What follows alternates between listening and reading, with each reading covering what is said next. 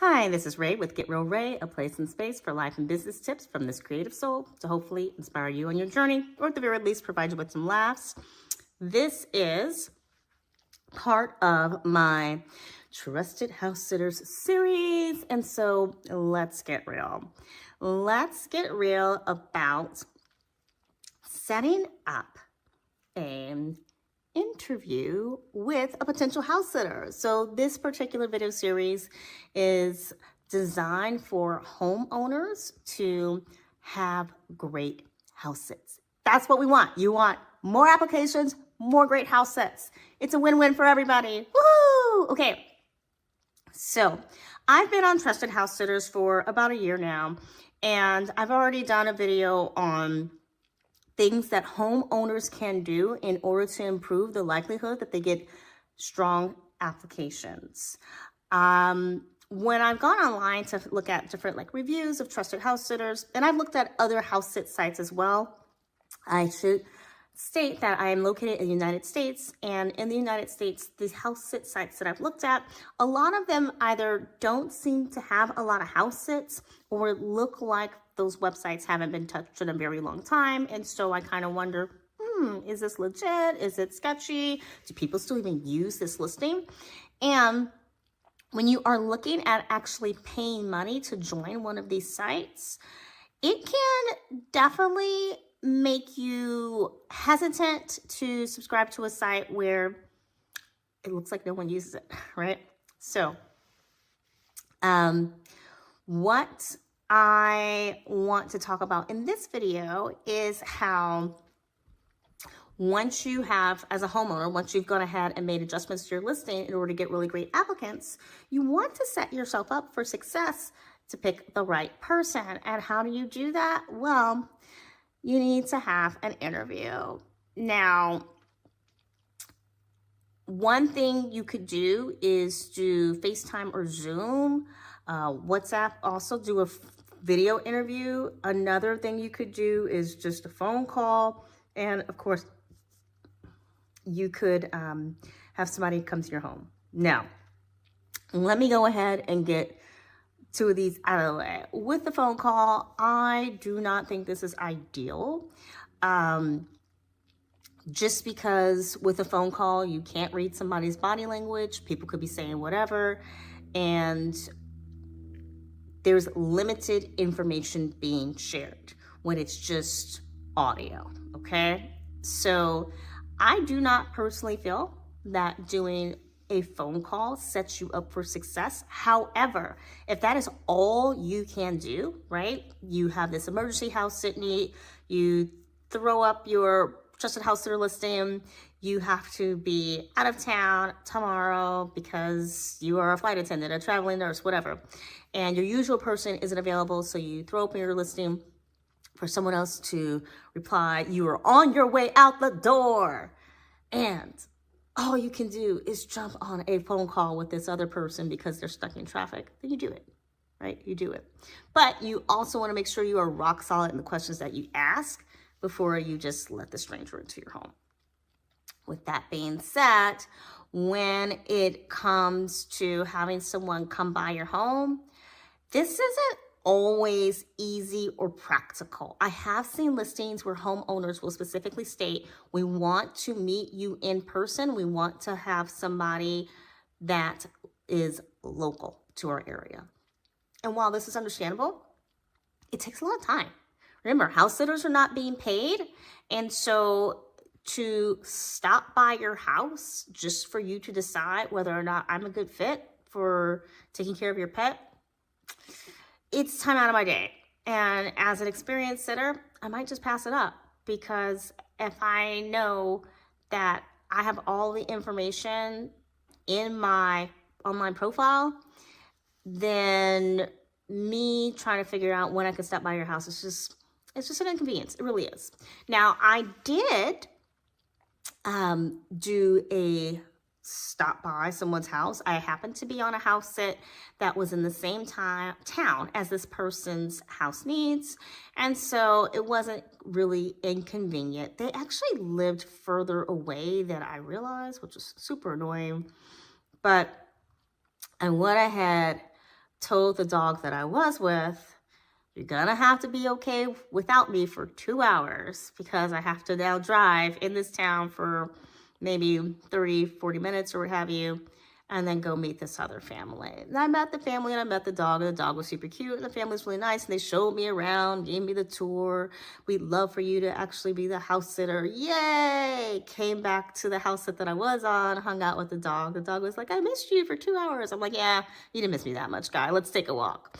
And then lo and behold, maybe a month later or less than a month later, I get a message from that homeowner saying their dog had an accident, and so they were not going to be going out of town after all, and the house sit was canceled. So, of course, understandable. I mean, this dog had to have major surgery, and I would not have felt responsible for that pet while it was undergoing recovery from major surgery, and I'm sure the homeowner would not have been able to focus on their vacation knowing that their pet was at home recovering from major surgery. So all of this was understandable. However, I went and took my time, carved out time in my day in order to go do this visit, which was not convenient for me at all.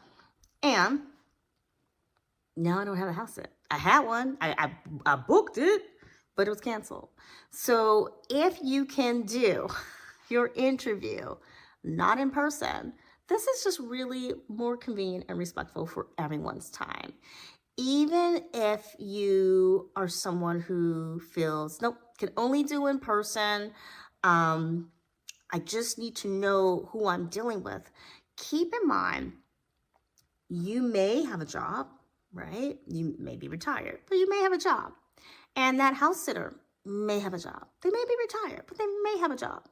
So now we're already looking at less hours in the day in order for the two of you to connect. You may have kids. They may have kids. Now we've got to figure out what are people doing with kids and pets and other things in order for the two of you to connect in person. So even though it may seem like I need to have that in person so that I know who's coming into my home, just carefully consider the fact that you are taking a chunk of time out of someone's day, knowing that you may not want to proceed with this person. So that's just really something to think about and consider. Remember, when you are interviewing for a job, you're taking time out of the day to interview that job because you know there's a possibility that you'll get the job and get payment. House sitters don't get paid. It's a trusted house sitter policy, no payment. And so just be mindful of what you're asking someone to give. Okay, now let's talk about my preferred way to interview someone. Video call. Sometimes people will be like, oh yeah, maybe we could hop on the phone. And I'm like, actually, do you have FaceTime or Zoom? Some people are like, what's that, right? But the point of a video call is that you can read that body language and get to know the person, see them, and make sure you feel comfortable with them, okay? One of the things that I've seen on a forum is a homeowner,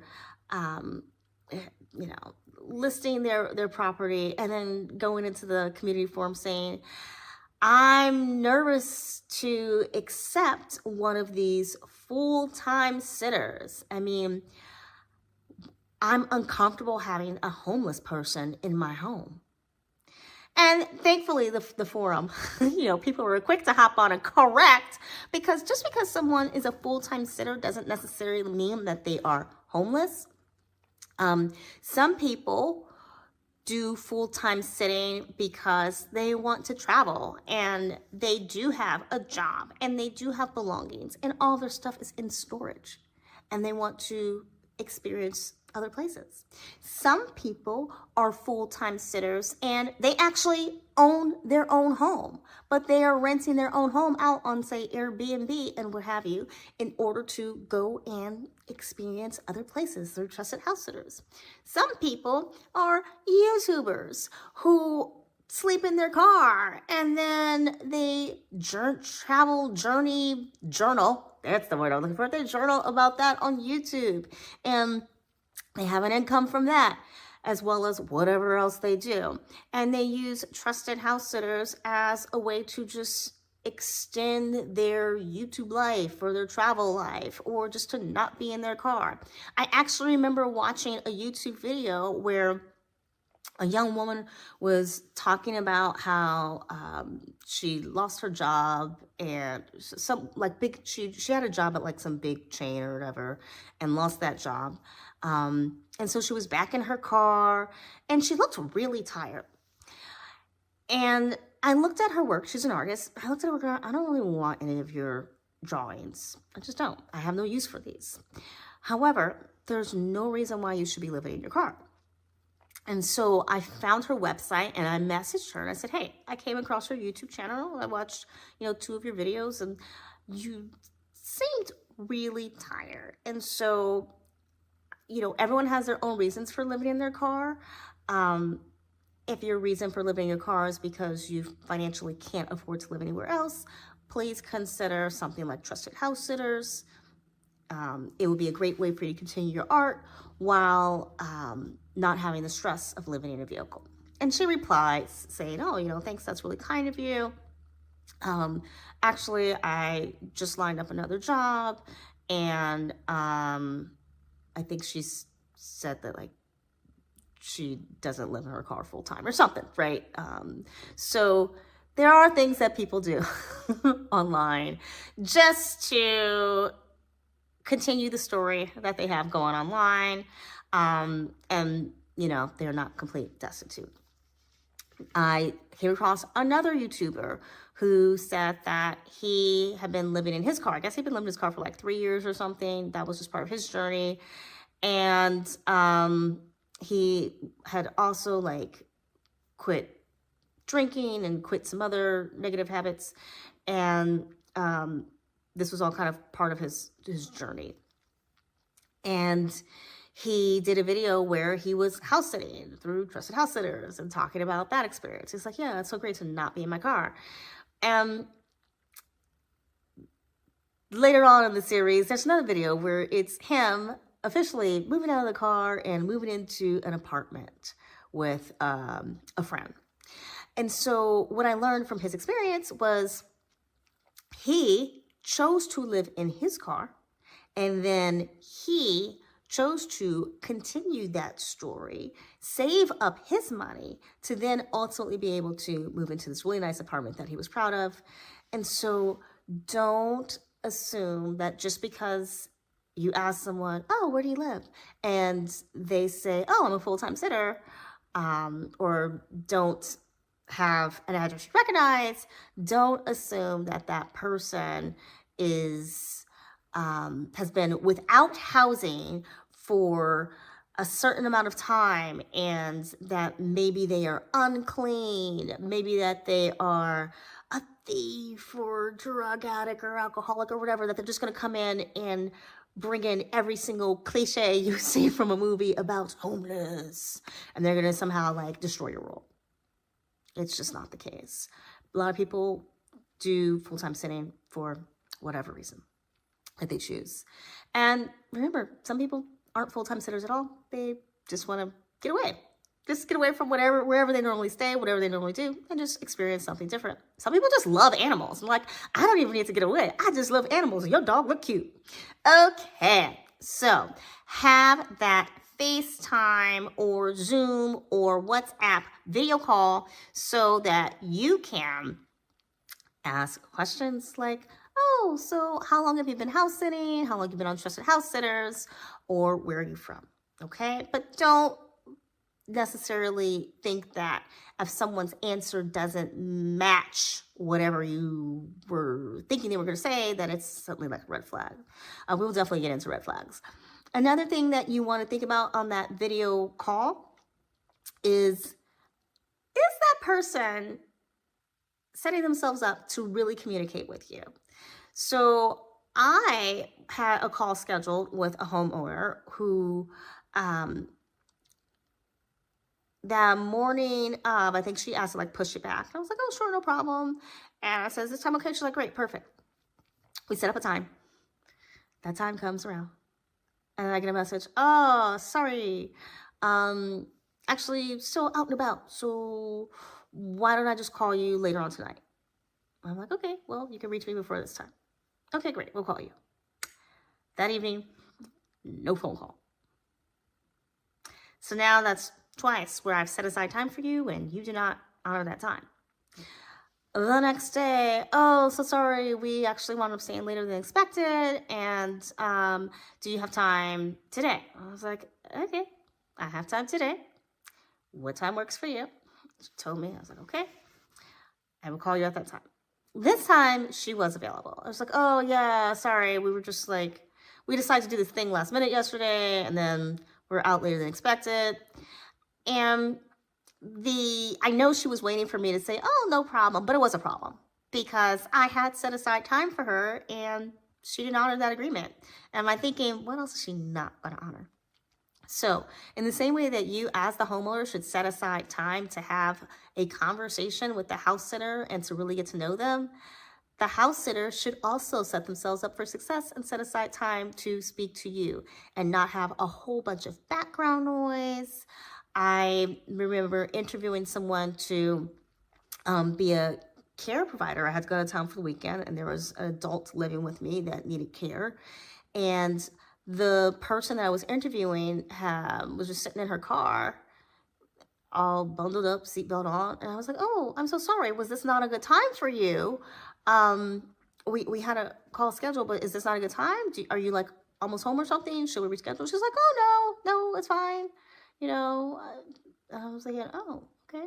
And then for me, it was kind of like, okay, so you're not on your way somewhere.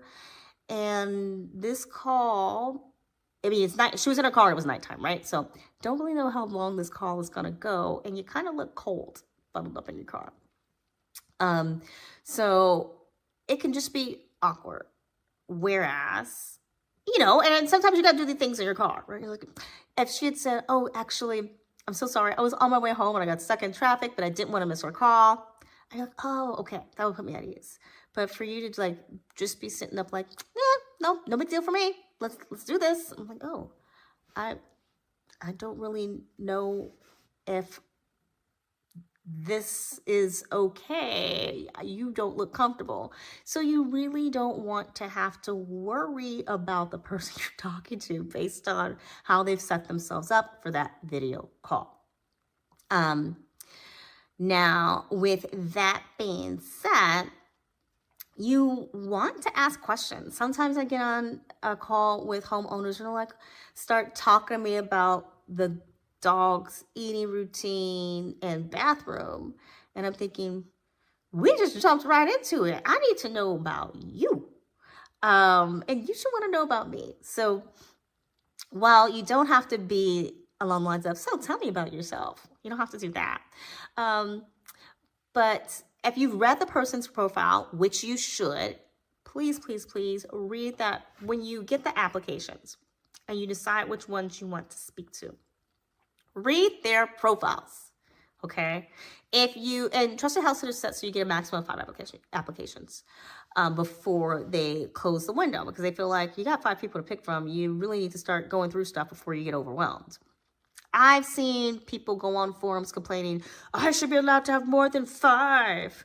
Look, I feel like those are people who've never worked in HR because anyone who has to do any kind of hiring understands that when you get 100 applicants for something, it can just feel like a full-time job. And if you work in HR, it kind of is your job, but it can feel like a full-time job just having to sort through applicants and figure out the sane from the insane. Yeah. And so with that being said, you've got your 5 applications, look through those profiles. You don't even have to do an in-depth read the first time around, but look through to figure out who you're going to call in. Some people will go with just the first person that applied and just set up their interviews that way, which is totally fine. And then some people like to get all 5 applications and then go through and do a careful read over everything. To each his own, right? I feel that if you do get all 5 and then you go through, then take a minute to read through things. Now, if you do just go with the first one and you set up that call, read before you have the call. The person who did not respect my time and canceled on me multiple times, she was also asking me questions where I'm like, I don't know if you saw my profile. However, I did mention that, yes, I've been doing this for a while, or I did mention that, yes, I have experience with XYZ. When I send a personal note to somebody applying, I also will mention something relevant to their listing. So to then get on the phone with you and have you clearly be completely unprepared because there's all kinds of kids screaming in the background, all kinds of noise, and you're asking me questions that literally the answers were on my profile, just shows you're either not organized or you have zero respect for my time. Either way, we're not a good match. So do your reading, save yourself the heartache. You know, you might look in someone's profile and see that they have, review-wise, that maybe 2 people gave them 4 out of 5 stars on communication or 4 out of 5 stars on cleanliness. And then you can read what the other homeowner said to kind of get an idea of, oh, is that going to be a problem for me, right? So if it was 4 out of 5 stars on cleanliness and you see that that sitter has had 5 stars on all other cleanliness things, then that might say to yourself, okay, maybe that sitter just didn't meet that homeowner's particular expectations. We actually have a house cleaner, so it's not even a big deal, right? But if you see something like really great sitter, but we were a little disappointed to see that the sitter didn't wipe out their hair from the shower after they left, or that they ate all of our children's snacks or something. Because sometimes homeowners will be like, oh, help yourself to whatever. And younger house sitters or less experienced house sitters or just less mindful house sitters will be like, cool, they said help myself to whatever. And they will just eat through. And so you as a homeowner should have been a little bit more clear. But you as the homeowner also want to make sure that if it happens, it's not a problem for you. You know, if you see that someone ate all of somebody's kid's snacks and that's not a problem for you because you're like, no, literally my kid has too many snacks in the house, or we have a Costco membership and we can just get snacks, whatever, it's not a problem, then great. You know, everything else was great with the sitter. So I guess this is someone I want to talk to anyway, regardless of the fact that they are not 5 stars on all of their reviews, right? They just had a little bit of a lower star in this one area. Not a big deal. Okay, so on the call, you want to find out why someone is going to be in your area. If they live in the area, and I've had homeowners ask me this, like, oh, it looks like you live in Seattle. You want to do a house sit in Seattle? And I will just be like, oh, actually, in my case, actually, I am in Seattle only for a couple of months, and I have another house sit nearby, and so your house sit works really well for my schedule. Or I'm planning on I'm in Oregon right now, but I'm coming to Seattle next month, which is why the listing says Seattle, because I really want to make sure that I line up excellent house sits there, right? I'm like, oh, okay, right. So now they're like, oh, okay, you have a plan. You want to, as a homeowner, make sure that the house sitter you're talking to has some sort of plan. I have been on forums where I've seen homeowners state things like, I interviewed a house sitter and they sent me a text message or mentioned in our video call that they needed to know my address or what time I was leaving because they wanted to know when to have their movers come by. Now that's just crazy. There is no reason why a house sitter should have any kind of professional movers or amateur movers or their BFF moving stuff into your home. This is not okay. This is not normal. And that is a hard pass. If it's a long sit, okay, you as the homeowner want to find out from that house sitter what their next plan is. So, house sitter is agreeing to sit for you for 6 weeks or 8 weeks while you, little snowbird, go out of the area and live somewhere where it's warmer for a bit. Okay? Great. Now, with that being said, you found a house sitter who's interested. Ask them, right? It's like, oh, okay, so have you been to this area before? No, I haven't. Yes, I have, whatever. Okay, great. And why are you looking to come to this area? You know, you've never been there before. Why are you looking to come to this area? Well, I am really curious about your area. You know, I don't know, or it's really close to this other big city that I've always wanted to visit. Oh, okay, cool. Do you do a lot of house sitting? Yes, I do. No, I do. Okay. So what's next for you? Right? What am I getting at here? If you were interviewing a sitter who is a full-time sitter or not a full-time sitter and does not work, ding, does not work, is not retired, and is interested in this long house sit, they should be able to tell you what they have planned next. If they can't, take a pause. Ask more questions. Reread their review. You don't want to put yourself in a situation where you have someone who is, maybe they say that they're new to house sitting and they are unemployed, right? So, oh, this, you know, I'm new to house sitting. Oh, okay, great. Well, welcome.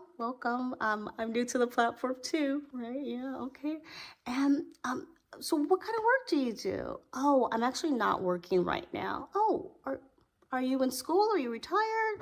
No, I'm not in school. I wish I was retired, but no. I used to work in retail, but now I'm just, you know, trying this house sitting thing. Okay. So think about it. This person's going to be in your home for 8 weeks. They have no job. They don't have reviews because they're just trying this house sitting thing. Will they leave? So, okay, so, oh, wow, okay, so this is like a big transition for you. Cool. What's next for you? Do you have like another house sit lined up, or and just wait, see what they say, right? No, I don't. This is my first. Okay, great. Yeah. And then you could just ask some other polite questions and, you know, let them know that that's not a good fit. Why? Because unfortunately, there are online forums where potential house sitters are being led to believe that they can use house sitting as a way to live rent-free. Now, yes or no, right? I mean, if I'm house sitting full-time, I'm not paying rent. However, I have seen sitters on these sites talk about, oh my gosh, this looks so amazing. My boyfriend and I want to be house sitters. We're not working right now, and I'm thinking maybe I should just put my dog with my grandma, or maybe I can find a house sit that will take my dog. Okay, wait a minute. You are not working. Your boyfriend is not working, and you have a dog that ain't working either. And you want to get a long house sit in someone's home. So what? So you don't have to pay rent? Are you looking for work?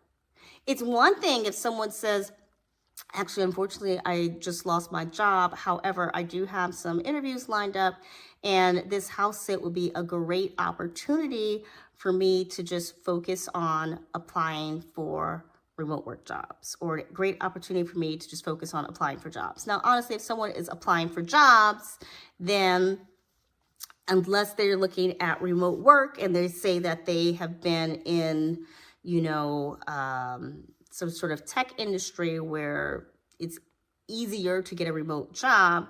If they are simply applying for like customer service position, remote work, that's a little riskier, right? If you found somebody that you think is amazing, but you're uncertain about their financial stability because they're not working and they're going to be in your home for several months, you could just straight up ask them, like, do you have some sort of savings? Can you prove to me that you have some sort of financial ability to care for yourself, not only while you're in my home, but upon departure? Because in some cities and states, there are laws that say that if someone has been there for X amount of time, then they are essentially a tenant, a resident, regardless of whether or not they are paying. And so they have rights. I went through this in New York when this was pre-Trusted Housesitters, and I guess pre-Airbnb, because this was someone from Craigslist. And they moved in. They did not honor the agreement that we had. And I think it was after a week where I was like, you have to go. The cops were called, and the cops were like, okay, if you don't get rid of her now, she will have the legal right to stay regardless of the fact that she is not on the lease. And I believe the law was 29 days, right? So, you don't want to be in a situation where someone who doesn't have a plan after your house sit sticks around and tries to take you to court. Yeah, that's all I'm going to say on that. Okay, so make sure that that house sitter has another plan. Make sure that you know, ideally you want someone who is working, right? However, if it's a house sitter that is retired, this is certainly easy breezy. There are also a number of house sitters like, oh, actually, it's my spring break and I'm just traveling. So they have time to hang out, look around, all the things. Teachers get their summers off a lot of times. So, you know, doing a house sit for them can be like, oh, this is just great vacation time. So you just really want to make sure that you are protecting yourself, and there's less likelihood that you're letting someone into your home who's going to be inclined to want to eat everything because literally they can't afford to pay for their own stuff. Okay. So with that being said, I was not expecting this to be a two-parter, but it's going to be. And so why don't you go ahead and click on this next video to find out more ways you can prepare for that video call with your potential house sitter.